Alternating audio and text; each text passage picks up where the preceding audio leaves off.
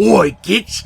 So October is coming to a close, but before we reach an absolute spooky day at the end, we must do at least something for this event. Luckily, I got the perfect excuse to do a project I've wanted to do for a hot minute.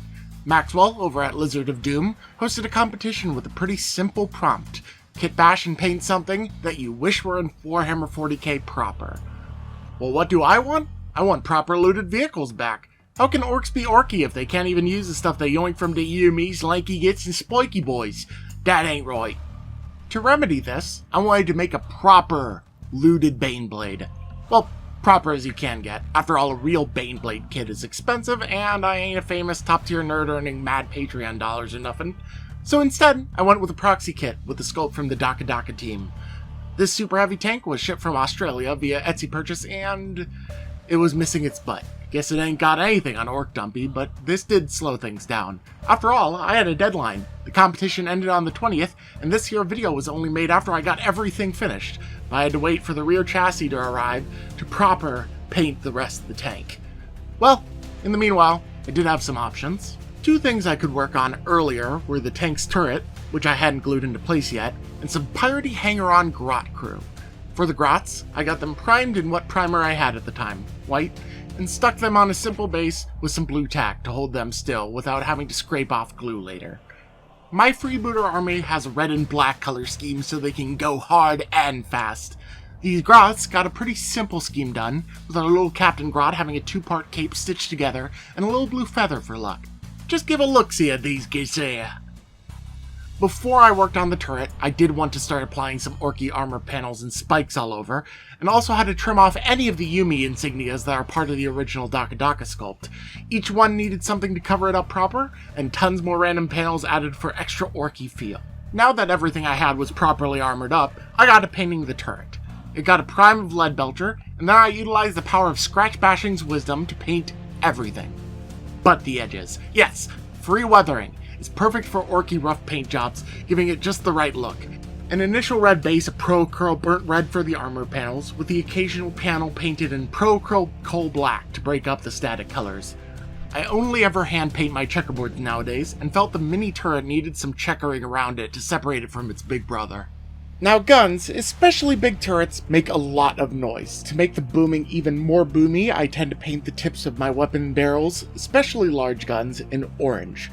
For this, I use Pyral Orange from Golden Fluid Acrylics, which is the same orange I'll be using for every other gun barrel going forward. To add even more color variance to the armor panels, I highlighted towards the center of each of them in Pro Curl Pyral Red, followed by a mix of Pyral Red and Orange at the very center for the peak highlights. The base for the turret was done, and I finally got the rear chassis for the tank in. It was time to paint the rest of the base coat. More red overall, with some occasional black, same as the turret. For the packs on the side, a light umber and a dark umber for these logs strapped to the side as well. Why do the orcs have logs on their looted tank? Well, why not? To break up the primarily red profile just a bit more, I added more checkers over the majority of the top where the turret is set to rest. Though, to be fair, my checkers are less squares and more rectangles, but it works, right? Right? Finally, all the extra guns, the front mortar, and especially the two rear fuel tanks all got a coat of orange as well. Gotta shoot the tank in the rear for big booms. With everything base coated, it was time to make this tank look like its true less than pristine self with some dirt and rust. To start, I used some Army Painter Dry Rust with a bit of Airbrush Flow Improver on a sponge to dab and streak some random points all around the turret and chassis, later cleaning up any accidental rust on the leather pouches and logs. I let this all dry and then moved on to the final step before complete assembly, an oil wash. An umber oil paint with some mineral spirits, slathered haphazardly over the entire tank and turret, and dabbed away with some cloth before being left overnight to cure. The last step was to attach our little grots in their appropriate positions. Get in there! And now, some Zagan good shots.